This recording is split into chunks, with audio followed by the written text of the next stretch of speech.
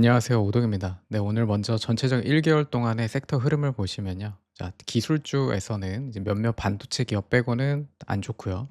그다음 소프트웨어가 크게 무너졌죠. 소프트웨어 IT 서비스 기업들은 네, 10% 이상, 20% 이상 떨어진 기업들이 많고, 이제 컨슈머 사이클에서도 뭐 아마존 분은 안 좋았고, 뭐 테슬라 좀 안 좋았고, 그다음에 이제 괜찮았던 부분은 이제 산업 쪽, 그다음에 컨슈머 이제 뭐 코카콜라 요런 부분, 월마트 뭐 이런 부분들, 그다음에 에너지 섹터, 그다음에 유틸리티, 그다음에 기본 이제 산업재 요런 부분들, 금융도 안 좋았어요. 그러니까 즉 다우 쪽만 좋았습니다. 다우. 다우 쪽이 제일 좋았고, 일부 S&P도 부분적으로 좋았고, 제일 안 좋았던 데가 어디다? 네, QQQ 기술주들이 안 좋죠. 네, 일반적으로 우리가 투자자들이 가장 많이 투자하는 곳이 어디다? 네, 기술주들입니다. 그렇기 때문에 현재 구간에서 많은 분들이 계좌에 마이너스가 찍혀 있을 겁니다. 거기다 특히 이 하락의 주들이 누구다? 네, 빅테크죠. 대형주들이 많이 떨어졌습니다. 그래서 사람들이 지금 불안해하고 계시는데, 네, 우리가 향후 이제 5년, 10년간의 투자를 봤을 때 빅테크만 이렇게 계속 부러지는 경우가 흔치 않은 경우입니다. 그러니까 예를 들면 빅테크가 무너지면 전체적인 산업이 다 무너져야 되는데, 지금 빅테크가 무너짐에도 불구하고 중요 반도체들이 버텨주고 그 외에 순환매가 돌면서 버텨주고 있잖아요. 이렇게까지 그 빅테크들이 크게 무너질 때는 얘네들도 좀 세게 무너지는 경우가 많은데, 지금 같은 경우에는 네, 빅테크 위주로만 좀 크게 떨어졌다. 그러면은 우리가 빅테크를 팔고 일로 넘어갈 게 아니라, 어차피 우리가 경기 성장을 봤을 때는 제일 주도하는 것들이 뭐죠? 기술주들이 결국 올라야 돼요.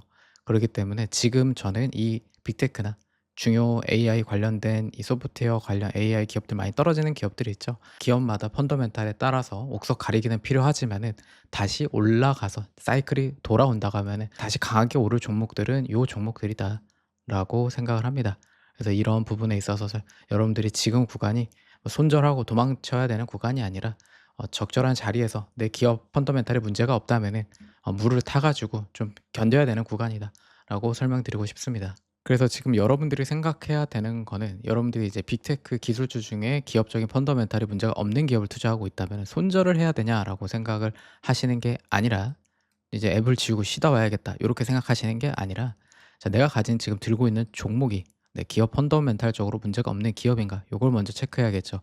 그래서 요거는 이제 인베스팅 프로 설명드렸잖아요. 인베스팅 프로가 좀 도움이 된다고.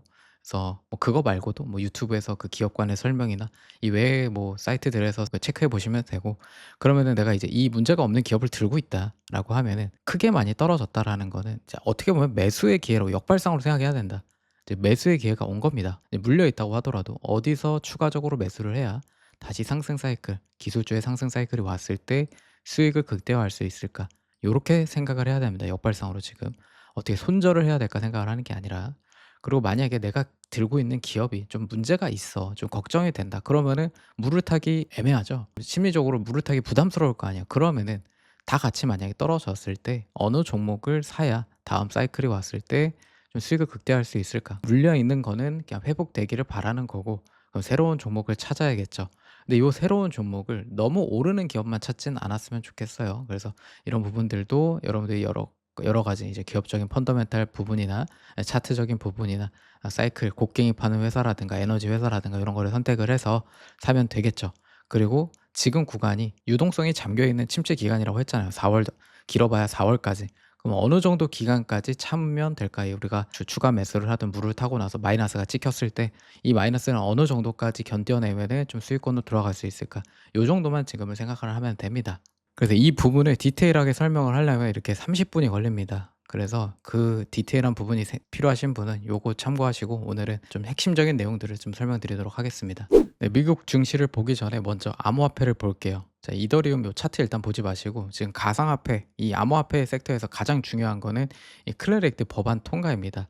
그래서 이 법안 통과가 3월 3일 전까지는 무조건 나와야 돼요. 이게 3월 3일 이후부터는 미국 예비 지방선거가 시작되거든요. 그러면은 이 예비 지방선거가 시작되고 나서 논쟁적인 법안 통과가 어렵습니다. 이런 부분에서 이제 민감하게 얘기하는 것 자체가 자기 표심에 영향을 미치기 때문에 이 통과가 어렵고, 지금 그러면 그 전에 통과가 돼야 되는데 상원에서 공화당이 53석밖에 못 가지고 있어서 민주당이 7석이 필요하거든요. 근데 이 민주당이 통과를 할 수 있게 도와줘야 되잖아요. 근데 최근에 크레디트 법안 일부 중에 하나는 DCIA가 이제 하원 통과가 됐는데 12대 11로 통과가 됐어요. 근데 이 민주당이 11 명인데 전원이 반대했습니다. 그러니까 민주당의 표가 필요해서 이런 부분에서 민주당을 설득을 해야 되잖아요. 거기에 지금 제일 중요한 그 스테이블 코인 이자 부분에서 은행이랑 충돌이 있는 거고 요런 상충안이 필요한 거거든요. 그래서 이 베센트도 최근에 계속 나오고 미 정부도 나와서 계속 이 "빠르게 통과가 돼야 된다." 2월 10일 날 또 이제 대표들 빼고 이제 또 백악관인가요? 거기에 모여 가지고 회의한 이유가 이 "3월 3일 전에 통과가 해야 된다."라는 겁니다.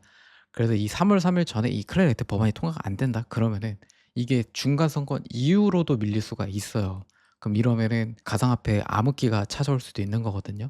그래서 제가 이제 기도 메타라는 것 자체가 이거에 들어올리는 걸 기도하는 게 아니라 우리 법안이 3월 3일 전에 통과가 돼야 된다라는 걸 기도해야 되는 겁니다. 네, 그리고 트럼프 입장에서 왜 이게 통과가 돼야 되냐를 보면 자 요거를 보시면 비트코인 가격이랑 트럼프 지지율이랑 보면은 비트코인 가격이 오를 때 트럼프 지지율이 오릅니다. 그 비트코인 가격이 이만큼 떨어지니까 네 지지율이 떨어지죠. 그러면은 이 "암호화폐 대통령이 되겠다."라고 공약을 했잖아요. 근데 비트코인 가격이 스테이블 코인 초기 가격보다도 내려왔어요. 여기에 이제 기관들도 돈이 많이 묶여 있단 말입니다. 그래서 결국 지방선거에서 트럼프가 이기려면은 무슨 가격을 들어 올려야 된다? 미국 주식뿐만 아니라 네 가상화폐 가격을 들어 올려야 된다. 그래서 요 부분이 트럼프도 알고 있을 겁니다. 자기가 지방선거에서 이기려면 가상화폐 가격을 올려야 된다라는 걸. 그래서 이런 부분을 우리가 좀 믿고 또 '손절을 안 하고 버텨도 된다.'라고 생각을 하고 있습니다. 그럼 이제 차트적으로 봤을 때 이 지점이 깨지는 하락이 나온 여기 구간이죠. 이 구간이 나오고 나서부터는 자 이제 차트 분석 요런 게 의미가 없습니다. 자 요런 부분에서 클래리티 법안이 통과가 이전에 됐어야 여기가 안 깨지고 올라갔어야 되는데 이게 지지부진하면서 지금 이 라인을 깨졌잖아요. 그럼 요 라인이 회복을 하려면은 이게 통과가 돼야 자 여기 다시 이 구간을 넘고 요 라인으로 올라와야 희망이 보이는 겁니다. 근데 이 라인으로 올라오지 못하면은 여전히 그냥 희망은 없는 거예요. 그래서 여기서 뭐 쌍바닥을 만들든 여기서 이 라인을 올리고 올라가든 이런 과정 중에 이제 여러분들이 단기 트레이딩 관점으로는 볼 수 있겠지만 그 과정이 중요한 게 아니라 우리가 전체적으로 가상화폐가 살아나기 위해서는 지금 여기 U자로 빠르게 법안이 통과되고 다시 이 윗라인으로 복귀를 해야 그래야 이제 올라갈 수 있는 겁니다. 그렇기 때문에 여기 위로 올라오기 전까지는 여러분들에게 가상화폐에게 큰 희망을 걸 수는 없다라고 보시면 돼요. 네, 그렇다고 단기적인 뷰를 안 볼 수는 없죠. 그래서 단기적인 뷰로 봤을 때 첫 번째 여기 빠르게 들어 올리고 나서는 한번 다시 쌍바닥을 만들던 리테스트를 하는 구간이 올 수 있다. 이 부분은 직전 저점을 위협하거나 아니면 여기 캔들의 절반 정도인 이 구간에서 지지가 나올 거다. 0.5에서 0.618. 그래서 지금 현재 0.5 정도에서 618 정도에서 네, 지지가 나오고 다시 올라가고 있는데 2000이 좀 중요한 지지 라인이 형성이었는데 지금 2000 위를 다시 올라왔습니다. 그래서 단기적인 기준은 2000으로 잡으시면 되고요. 이더리움. 그래서 지금 올라간다고 하면은 최소 한 2100에서 2200 이 사이까지도 올라갈 수 있고 이거 뚫는다고 하면 한 2300까지도 볼 수 있습니다. 하지만 결과적으로 여기가 이제 U자로 들어올리려면은 네 클래리티 액트 법안이 통과가 필요한 거고 어제 코인베이스가 좀 급등한 부분은 법안 통과의 기대감이 조금 올라갔거든요. 그래 가지고 이제 코인베이스도 올라간 겁니다. 그래서 지금 이 3월 3일 전까지만 법안이 통과가 된다면 저는 충분히 U자로 이 위까지는 들어올릴 수 있는 상황이 될 수 있다라고 보여져요. 그 이후에는 유동성 공급과 트럼프 정부가 어떻게 밀어주느냐에 따라서 다시 한번 사이클이 올 수 있는 거고 이 라인을 복귀하는 데는 지금 법안 통과가 시급하다. 법안 통과가 안 되면은 이 라인을 복귀하기에는 어렵지 않을까 좀 그렇게 생각을 합니다. 그래서 우리가 지금 기도해야 되는 거는 법안 통과가 최대한 빠르게 이 지방선거 예비 지방선거 통과 전에 돼야 된다라고 보시면 되겠습니다. 자 이제 나스닥으로 돌아와서 여러분들에게 좀 긍정적으로 볼 수 있는 부분을 설명을 드릴게요. 자 CPI하고 BLS가 끝났습니다. BLS도 무난하게 통과가 됐고 여러 모든 사람들의 예상과 다르게 높게 나왔잖아요, 고용 수치가. 그래서 이런 부분이 금리 인하를 좀 뒤로 미룰 수는 있는데 경기가 튼튼하다 이런 부분들을 얘기해 주기 때문에 복합적으로 봤을 때 나쁘게 볼 만한 부분은 아니에요. 그래서 요런 거가 이제 나쁘게 볼 만한 상황은 아니었는 BLS 데이터가 나왔고 그다음에 CPI가 중요했잖아요. 왜 1월 CPI가 중요하냐면은 1년 CPI 중에서 유독 1월 CPI가 전형적으로 좀 높게 나옵니다. 그래서 그런 거를 반영을 했을 때도 CPI가 높지 않게 나왔다라는 거예요. 그러면은 자 2 월, 3 월, 4 월, 5 월, 6월 한 7 월까지 CPI가 추가적으로 상승을 안 할 수도 있습니다. 그러니까 좀 이제 억제되는 부분이 있어요. 전체적인 밸런스를 봤을 때 1 월이 원래 좀 높게 나오는 달이기 때문에 이 부분에서 요거를 좀 상충을 했다는 거는 이후에도 CPI가 높지 않게 나올 수 있다. 그래서 베센트가 최근에 올해 중반에 뭐 인플레가 2%까지 내려갈 수 있다. 이게 뭐 쓸데없는 얘기를 한 게 아니에요. 이런 부분까지 감안을 한 거죠. 그래서 1 월에 지금 CPI가 높지 않게 나왔다라는 거는 우리가 장기적으로 봤을 때 투자하는데 이 인플레 부분을 좀 두렵지 않아도 된다. 요런 부분을 긍정적으로 볼 수 있다고 생각을 합니다. 저는 쪼끔 높게 나올 줄 알았어요. 그래서 시장이 좀 충격을 받았다가 좀 회복을 할 줄 알았는데 다행히 CPI가 잘 나왔습니다. 뭐 초근원이나 이런 부분에서는 완벽하게 잘 나온 건 아니지만 제일 중요한 게 근원 CPI이긴 한데 이것도 크게 튀지 않았거든요. 컨센에 부합을 했다. 그럼 시장에 나쁜 건 아니라는 거죠. 하지만 지금 투심이 안 좋아요. AI 소프트웨어의 그 이슈 때문에 여전히 투심이 안 좋고 빅테크 위주로 많이 빠지고 있고 어제도 빅테크만 똥을 싸갔어요. 다른 섹터들은 조금 힘을 받는 부분이 있었는데 빅테크가 똥을 싸니까 네 지수가 오르지 못한다. 이 점을 봐야겠죠. 그러면은 우리가 이제는 대표적인 이슈들은 끝났고 다음 주에 PC가 있지만 그게 큰 중요한 건 아니고 그래서 우리가 기다려야 되는 부분이 다음 FOMC거든요. 다음 FOMC가 3월 한 18일, 19일 있죠. 그러면은 대략 33일 정도 남았습니다.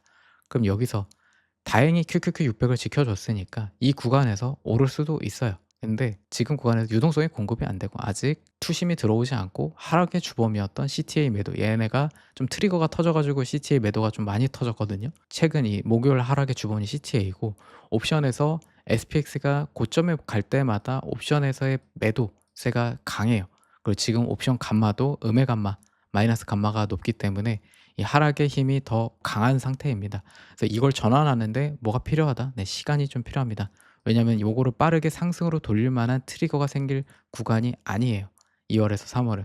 뭐 트럼프나 정부에서 뭔가를 이렇게 하거나 아니면은 뭐 획기적인 AI 소프트웨어 관련해서 우려를 잠식시킬 수 있는 뭐 호재가 뜨는 게 아닌 이상 쉽게 빠르게 돌아설 수는 없죠. 그러면 여러분들이 시간, 기간적으로 30 일은 일단은 생각을 하면서 기업적으로 펀더멘탈이 문제가 없는 기업을 찾아서 뭘 해야 된다? 네. 물을 타면서 시간을 녹이면서 버로우를 해야 된다. 그래야지 다시 좋은 사이클이 돌아왔을 때 여러분들이 충분히 좀 이제 수량을 담고 나서 네 상승을 사이클로 돌아갈 수 있는 상황이 될 수 있다. 그렇게 봐 주시면 돼요. 그래서 다행히 이 580을 깨고 540 으로 갈 상황이 더 낮아졌습니다. CPI가 괜찮게 나오면서 저는 그렇게 생각을 해요. 이게 왜 올라가지 못하냐면은 사람들이 다 똑같은 생각을 합니다. 지금 여러분들이 매수 버튼 누르기 쉽지 않죠. 이 긴 횡보를 했고 여러분들이 꽤 이렇게 중간중간에 사면서 꽤 물리는 상황이어 가지고 지금 구간에서 나중에 오른다고 하는데 지금 유동성이 공급이 안 되니까 개인 투자자들도 매수세를 누르기가 힘들다. 근데 기관들도 매수를 안 누른다는 거예요. 그러니까 파는 사람은 있는데 누군가 계속 받아주는 사람이 많아야 주가가 오르는데 지금 받아주는 이 투심이 부족하다라는 겁니다. 그래서 이 투심이 좀 회복하는 데까지는 시간적인 여유도 필요하다. 그래서 요런 것까지 감안을 해서 여러분들이 어디서 종목별로 매수를 할 건지 그런 거를 생각해 두시고 왔을 때 뭐 꼭 다 매수하라는 건 아니고 쪼금씩이라도 좀 비중을 늘려 가시는 걸 저는 더 좋게 생각을 합니다. 최근 이제 사람들한테 가장 걱정을 끼치고 있는 이 팔란티어, 팔랑티어를 한번 보겠습니다. 근데 이제 테슬라랑 팔란티어가 유독 기업 팬이 많습니다. 이제 테슬라미라고 하는 것처럼 이제 일론 머스크 팬이 많고 팔란티어도 팔란티어 팬이 많아요. 그래서 이런 기업들은 나중에 다시 또 사이클이 돌아왔을 때 고 PER을 유지합니다. 그래서 팔란티어가 올라올 때 PER이 막 600배 이상 유지를 하면서 올라왔잖아요. 그래서 지금 이 가격이 팔란티어가 한 200 배로 떨어졌거든요. 심지어 지금 테슬라는 300 배입니다. 그래서 테슬라보다도 낮은 PER로 내려왔어요. 그리고 다시 이제 저는 투심이 회복이 되면은 이 배수가 다시 한 400배 이상까지는 올라갈 수 있다라고 생각을 합니다. 왜냐하면 요런 팬심이 있는 기업들은 유동성이 풍부하기 때문에 투자 심리가 회복이 됐을 때 올라간다. 그리고 지금 이제 가장 걱정이 되는 거는 팔란티어가 지금 기업적인 펀더멘탈 문제가 있느냐. 그래서 저도 요 부분은 제가 이 회사 기업에 찾아가 가지고 어떻게 돌아가는지 온톨로지가 어떻게 돌아가는지 어떻게 또 수주를 따왔을 때 직원을 어떻게 보내 가지고 어떤 식으로 따고 있는지 뭐 최근에 이제 문제가 됐던 ICE 프로그램 AI 플랫폼이 어떻게 운영이 되고 있는지 이런 거는 모르잖아요. 그렇지만은 전체적인 우리가 보고 있는 재무제표나 실적 그다음에 어닝콜 요런 걸로 봤을 때는 팔란티어는 '앞으로도 더 큰 성장을 할 수 있는 기업이다.'라는 거를 믿고 투자를 하는 겁니다. 그러기 때문에 여기서는 이제 믿음이 필요하고요. 이 기업에 대한 믿음이 필요하고 또 어느 정도 정신 승리가 필요합니다. '이 기업에 문제가 없다.'라는 정진 승리가 있어야지 요런 하락이 있을 때 버틸 수 있다. 그래서 요런 부분들이 좀 필요한 구간이고, 저는 지금 이 125 불 되게 중요하다고 설명을 드렸는데, 현재 구간에서 이 125 불을 또 지켜 주려는 무빙이 지금 나오고 있습니다.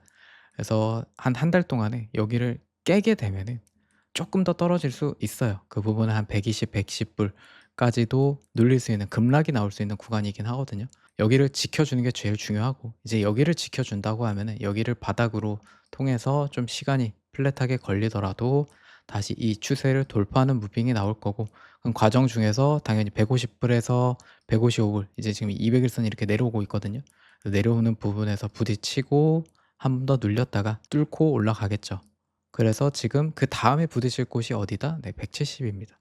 그럼 중요 라인들이 정해져 있어요. 이 시간을 걸리고 올라갔을 때 200 일선에 내려오니까 한 150 에서 155, 여기가 저항, 그다음이 여기 저항, 이렇게 정해져 있죠. 그럼 여러분들이 지금 여기 윗구간에서 물렸다라고 하면은 여기서 물을 타든 여기서 물을 타든 여러분들이 결정을 해서 최대한 이 라인 부근까지 평단을 낮춰 놓으면 됩니다. 그러면 여러분들은 다시 한번 적당한 사이클이 돌아와도 펜심만 조금 돌아왔을 때 '내가 나오고 싶다.' 할 정도에 나올 수도 있고요. 자, 여기서 버텨 가지고 수익을 더 극대화할 수도 있는 구간이다. 최소 이 라인에서의 여기까지의 부딪히는 부분까지. 그러고 나서 '내가 여기서 물량을 너무 많이 들어갔다.' 하면은, 자, 이런 구간에서 약 수익 실현을 하든 수익 실현을 하면서 비중을 좀 조절을 하고 다시 한번 여기를 돌파해 가지고 200 불을 돌파하는지 요거를 체크를 했을 때 이 근처에서 또 일부 정리를 하고 가져가든가 일부는 계속 홀딩을 하면 되겠죠. 그러면은 여기서 이제 병행해야 될 거, 내가 단기적으로 큰 수익을 노리고 들어가겠다 하면은 레버리지를 끼는데, 네, 장기적인 투자를 가져가겠다 하면은 지금 가격이 담아 두고서 장기적으로 들고 갈 만한 가격이거든요. 지금 가격이, 자, 2025년 초에 샀던 본주를 샀던 사람이랑 장기 홀딩 똑같은 가격으로 들어갈 수 있는 가격이라고 생각하시면 됩니다. 그러니까 차트를 넓게 펴서 보면은 이런 구간이 이때랑 똑같은 구간이다. 요거를 안 보고 돌아왔을 때 그렇게 볼 수 있는 구간이다. 그래서 팔란티어를 주기적으로 계속 보고 좋게 생각하셨던 분들은 좋은 찬스인 거죠. 그렇게 보시는 게 가장 좋습니다. 이 기업뿐만 아니라 모든 기업을 그렇게 보셔야 돼요. 네, 그리고 주도주 투자는 나쁘지 않다고 생각을 해요. 근데 이제 주도주에 저는 몰빵을 하는 편은 아니고, 왜냐하면 주도주들은 지금도 보면은 주가가 AI 관련해서 크게 무너졌는데, 뭐 구글 같은 경우에는 많이 떨어지지 않았고, 왜냐면 저가 매수세가 계속 들어오니까 안전하다고 생각을 하고, 그다음에 캐펙스에 대한 수혜주들 TSMC도 계속 오르고 있죠. 그래서 이런 부분 안전하다고 생각을 하는 거죠. 결국 돈은 얘네들한테 쓰게 되니까. 그 외에 이제 HBM 기업들, 뭐 샌디스크, 시게이트, SSD 기업들, 요런 기업들과 그다음에 그 외에 반도체 대형주들, 네, 요런 기업들은 수혜를 받고 있기 때문에 주가가 그나마 방어가 되고 있는 거예요. 떨어지지 않고 방어가 되고 앞으로 다시 상승할 여력이 있다. 그러니까 얘네들 기업 중에 뭐 1 개나 2개 정도는 들고 있는 게 저는 좋다고 생각을 합니다. 그 외에 전력과 에너지 쪽도 1개 정도나 2개 정도 포트에 구성하는 거는 나쁘지 않다. 괜찮다. 그리고 그 외에 지금 눌린 기업들 중에 결국 사이클이 회복이 되면은 눌린 만큼 큰 회복을 할 수 있으니까 그쪽에서도 운영을 하시고, 그래서 그런 부분을 여러분들이 좀 병행하시면 될 것 같고, 그다음에 올해는 대형 IPO가 있습니다. 그래서 아마 기관들도 요런 부분에 있어서 현금 확보를 해둘 거예요. 왜냐하면 SpaceX가 또 오픈 AI가 엔트로픽이 상장을 하면은 이쪽에 지분을 가져와야 될 거 아니에요. 그래서 요거를 위해서 분명히 현금 확보하는 부분도 있을 겁니다. 그러니까 여러분들도 여기에 투자를 하고 싶다고 하면은 여기에 이제 투자할 현금을 좀 내비 두는 것도 나쁘지 않다. 다 모두가 비슷한 생각을 하고 있다라고 보시면 돼요. 자, 그리고 항상 매번 사이클이 돌아오는데 상승장 때는 뭐 AI 관련해서 상승장이 일어난다 그러면 AI만 묻어도 다 오릅니다. 뭐 국장도 똑같죠. 이때는 기업 펀더멘탈 공부를 아예 아무도 안 합니다. 그냥 캔들 오르는 상승폭 요것만 보고서 추격 매수를 하든 매매를 하다가, 자, 하락장이 오면 더 물리게 되면은 공부를 해요. '내 기업이 괜찮은 기업인가?' 이때 공부를 합니다. 이제 이 구간에서 갈리죠. 그 기업이 문제가 없으면 믿고 투자하면 돼요. 근데 중소형주들은 확률이 낮죠. 뭐 가라가 되는 것도 많고 이것저것 걸리는 게 많으니까. 그래서 공부했는데 문제가 있다라고 하면은 여러분들이 기존에 투자를 했던 건 그 기업을 투자를 한 게 아니라 그냥 투기에 딸려서 투자를 한 거다. 이때 깨닫는 겁니다. 그래서 요런 게 이제 경험이 되는 거고. 자, 그래서 여러분들이 최대한 걱정을 안 하는 투자를 하기 위해서는 뭘 해야 된다? 네, 대형주, 빅테크 위주로 투자를 해라. 이러면은 이런 하락장이 왔을 때도 좀 크게 여러분들의 근심을 덜어낼 수 있다. 쉽게 설명을 드리면 여러분들이 애플을 만약에 투자를 한다고 생각해 봅시다. 자, 애플을 대체할 만한 핸드폰을 대체할 만한 무언가가 AI적으로 나왔어요. 그럼 애플이 자, 핸드폰을 버려야 되는 상황이다. 그럼 이 기술을 가지고 와서 자, 성능이 얘가 1 티어고 얘가 한 1.5 티어나 2 티어까지밖에 안 된다고 하더라도 엄청난 큰 차이가 아니면은 여기다가 사과 로고만 박아 주면은 사람들이 요거 씁니다. 팬심으로. 수준이 엄청나게 차이가 안 나는데. 그럼 빅테크는 요거의 수준이 엄청나게 차이 나는 걸 간극을 메꿀 수 있는 뭐가 있죠? 자본력이 있죠. 네. 그렇기 때문에 빅테크는 쉽게 무너지지 않는다. 네. 이렇게 생각을 해 두시면은 빅테크가 왜 결국에는 다시 오를 수밖에 없는지, 그런 산업 구조로 돌아가고 있는지를 알 수 있습니다. 뭐 애플뿐만 아니라 뭐 마소도 그렇고 구글도 그렇고 아마존도 그렇고 메타도 그렇고 각각 분야에서 장점이 있죠. 그래서 그 장점을 다른 기업 AI가 대체를 할 것인가를 생각을 했을 때 어느 정도 순위가 바뀔 수는 있어요. 지금 시총도 순위가 바뀌는 것처럼 그런 순위와 오름폭은 바뀔 수는 있는데 이 장점을 대체할 만한 게 나왔을 때 요거를 흡수를 할 수 있는 기업이 빅테크입니다. 뭘로? 자본으로. 그러고 나서 여러분들이 쓰던 거 예를 들어서 막 구글에 뭐 유튜브를 쓰는데 다른 게 뭔가 나오더라도 비슷하게 쓰던 거 쓰잖아요. 그런 것처럼 기존 빅테크의 그 기존 고객, 팬심, 파워가 무시할 만한 게 아닙니다. 그래서 여러분들도 그런 걸 생각을 했을 때 네, 빅테크가 왜 강한지, 대기업이 왜 강한지 그런 걸 생각해 보시면은 왜 빅테크를 투자해야 되는지 조금 더 안심이 되지 않을까 투자하시는 분들 그렇게 생각을 합니다. 그래서 여러분들이 지금 자기 기업이 펀더멘탈이 괜찮으니 경제 사이클이 지금 다시 상승 사이클로 돌아올 건지 그거를 확인해야 되잖아요. 그래서 그거 이제 인베스팅에 들어가서 이제 경제 캘린더를 들어간 다음에 이 경제 캘린더뿐만 아니라 이제 실적 부분을 볼 수 있어요. 그래서 저는 여기 이제 필터에 미국만 해 놨습니다. 한국 거 보시는 분들도 한국 거 볼 수 있습니다. 여기에 한국 하시면은. 그래서 설정을 하고 이제 중요도 높은 중간 이제 너무 잡주는 안 볼 거니까 그러고 나서 이제 날짜를 지정해 놓고 자 2월 달 것만 보면은 S&P 기업들 웬만하면 다 나올 거예요. 다우도 그렇고. 그러면은 지금 이제 실적들을 봤을 때 대부분 다 실적이 상회를 했습니다. 약간 미스가 나는 기업들도 몇몇 있지만은 거의 대부분 다 상회를 했어요. 이렇다라는 거는 뭐다? 경제가 성장하고 있는 거죠. 기업들이 실적을 잘 내고 있다라는 거니까. 근데 지금 구간에서 다시 금리 인상이 사이클이 되면서 이 기업들의 실적을 꺾느냐, 어닝콜 같은 거를 봤을 때 근데 얘네들이 다 어닝콜도 나쁘지 않게 내는 기업들이 대부분이 더 많다라는 안 그런 기업도 있는데 상대적으로 비율적으로 봤을 때 훨씬 더 많은 기업들이 실적을 잘 내고 있고 앞으로도 잘 낼 거다라고 얘기를 하고 있다라는 거죠. 그렇다는 그런 경제가 꺾이는 사이클이 아니라 다시 성장하는 사이클이죠. 그럼 지금 주가가 떨어지는 게 결국 아예 다시 꺾인다 이렇게 보는 거기보다는 잠시 주춤하고 다시 좀 이제 좀 진정이 되고 유동성이 공급이 되면은 올라갈 수 있다. 금리 인하 사이클이니까. 그래서 그렇게 보시는 게 더 합리적이다라는 거죠. 그거가 이제 실적에서 이미 또 보여주고 있다. 이 실적이 꺾이지 않고 있죠. 그래서 2022년 보신 분들은 아시겠지만 실적이 잘 안 나왔습니다. 경제가 꺾이는 사이클로 가면은. 그러니까 여러분들에게 저는 이런 걸로도 '아 지금 구간이 저가 매수를 해도 나쁘지 않은구나.'라는 거를 조금 확인할 수 있는 부분 중에 하나다라고 설명을 하고 싶어요. 이제 세부적으로 보려면은 인베스팅 프로를 써야 되고요. 네, 저번에도 설명을 드렸는데 여러분들이 이제 원하는 기업, 그 기업 펀더멘탈을 보고 싶은 기업을 여기다 치던 검색을 하던 이제 뭐 관심 종목에 넣어 두던 해 가지고 들어가면은 한눈에 볼 수 있는 게 이 프로 리서치라고 했거든요. 그래서 이 프로 리서치를 클릭을 해요. 그러면 이제 여기 업데이트 날짜가 나옵니다. 2월 11일 기준으로 지금 업데이트가 된 거예요. 그래서 요거 체크를 해 주고 언제 기준의 데이터인지를 체크를 하고 그다음에 이제 보는 거죠. 그럼 이제 아마존이 이번 실적에서 박살이 났습니다. 그래서 이제 적정 밸류로 봤을 때도 20% 정도의 업사이드가 있다. 그렇다는 건 지금 저평가된 가격이다. 이런 걸 체크할 수 있는 거. 요런 이제 요약되어 있는 거는 이제 해석이 필요하면은 번역을 해서 보시면 되고 이제 전체적인 밸류에이션 상황 이제 2024년, 24년, 25년, 26년, 27년 이런 부분에 있어서 좀 예정치도 나와 있으니까 요런 부분 체크하실 수 있고 그다음에 이제 애널리스트 목표가 이제 최근에 좀 하향이 좀 많이 됐습니다. 그래서 요게 좀 반영이 안 됐는데 그 반영된 거를 빠르게 보려면은 이 인베스팅 어플을 통해서 좀 그런 부분 체크할 수 있거든요. 그래서 그 부분도 뒤에 지금 좀 남겨 드릴게요. 그래서 여기서 애널리스트 EPS 예상치 이렇게 성장성이 좀 높죠. 그러니까 이 빅테크는 저는 사실 걱정은 안 해도 된다라고 말하는 게 이런 부분 때문이에요. 세세한 부분들은 요런 데 이렇게 더 디테일하게 보시면 되고 요런 부분은 과거에도 설명을 드렸으니까 그 영상을 좀 참고해 주시면 되고 이제 분기별로 연별로 이렇게 성장성 보여주는 거니까 이런 거 한눈에 보면서 여러분들이 투자하고 있는 기업이 지금 상태가 괜찮은지 안 괜찮은지 한눈에 볼 수 있는 겁니다.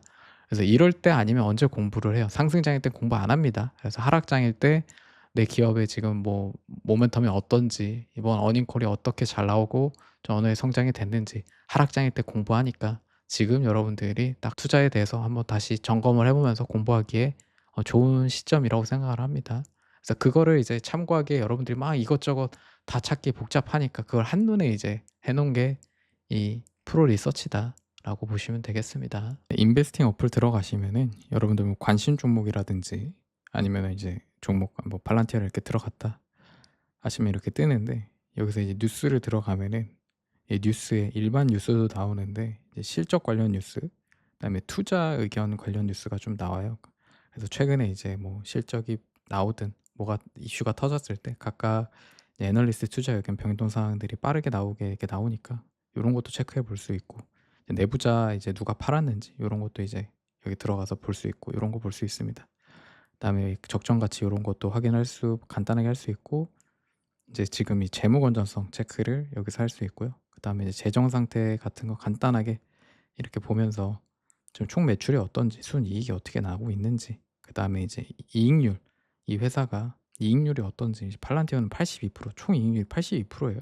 말도 안 되는 회사로 보고 있기 때문에 우리가 이게 고피어를 인정하면서 투자를 하고 있는 거고. 그래서 요런 걸로 여러분들의 기업이 어떤지 좀 간단하게 보실 수 있다. 그래서 이제 어플로도 볼 수 있으니까 간단하게 요런 거 참고하시면은 될 것 같습니다. 네, 그래서 기업 펀더멘탈적인 부분을 좀 공부하고 싶다 하시는 분들은 저번 이제 세일이 끝났고 이번에 이제 잠깐 추석 연휴 동안에 2월 15일부터 19일까지만 잠깐 다시 세일을 한답니다. 그래 가지고 요거 필요하신 분들은, 자 원래는 55% 세일인데 이제 제 추천인 코드를 쓰면은 한 15% 더해서 한 70% 정도 세일을 받는 거거든요. 그래서 이제 필요하신 분들만, 저번에 하려고 했다가 놓쳤다 하시는 분들, 그래서 '아 이번 기회에 좀 펀더멘탈도 공부를 해 보고 싶다.' 하시는 분들은 이 기회에 하시는 게 좋겠죠. 그래서 요거 참고하시면은 될 것 같습니다. 그래서 이번 기회에 이제 펀더멘탈 쪽도 좀 공부를 해 보겠다 하시는 분들만 참고하시면 되겠습니다. 네, 마지막으로 정리를 하면 지금 증시가 다행히 하락폭을 면할 수 있는 CPI가 나왔기 때문에 단기간 이제 똑같은 우려로 인해서 좀 하락이 더 나올 수는 있지만은 540까지 깨지는 큰 하락은 좀 면제가 됐다라고 생각이 드고요. 그래서 우리가 FOMC까지 한 달 30일 남았죠.